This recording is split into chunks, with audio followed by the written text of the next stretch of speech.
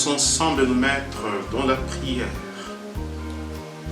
Nous allons formuler cette prière contre ce qu'on appelle les mauvais œils ou les sorts lancés par jalousie ou envie.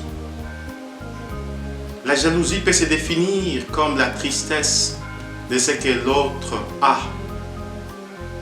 ou de ce que l'autre est. Dans son aspect matériel, c'est ce qu'on appelle jalousie, la tristesse de ce que l'autre possède. La tristesse de ce que l'autre est, ses compétences.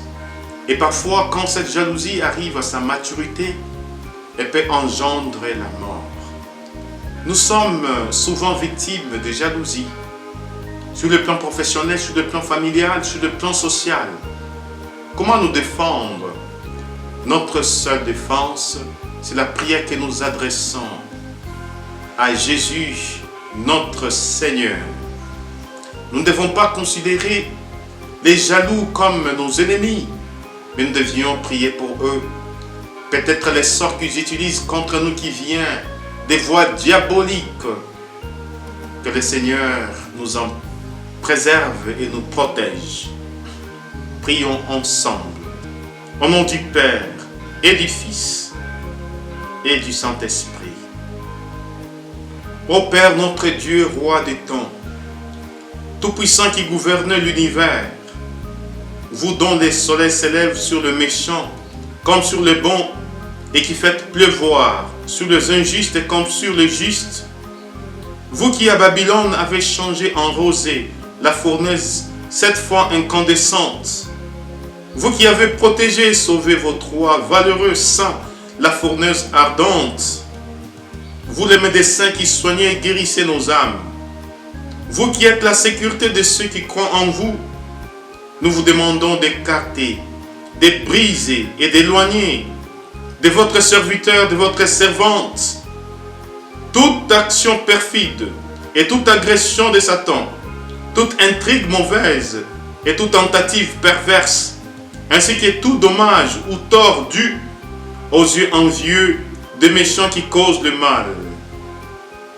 S'il est arrivé à notre ami quelque chose de ce genre, que sa beauté, son courage, son bonheur ait fait l'objet de jalousie ou d'envie, que ce mal ait été provoqué par quelque écrit ou encore par l'atteinte du mauvais œil, vous, Seigneur, ami des hommes, tendez vers lui ou vers elle votre main puissante, votre bras vigoureux, équipez tout, venez en aide à votre serviteur, à votre servante. Envoyez-lui un ange de paix dont la force préservera son âme et son corps, afin qu'il repousse et bannisse de lui toute idée perverse et toute atteinte des yeux envieux.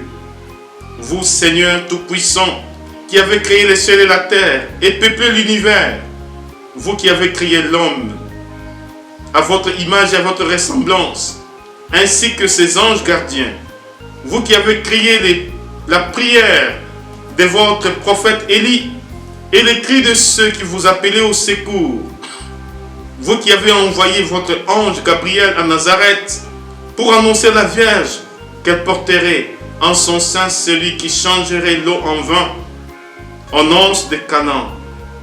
Tenez-vous auprès de votre serviteur, protégez-le des mauvais esprits, de ses ennemis visibles et invisibles.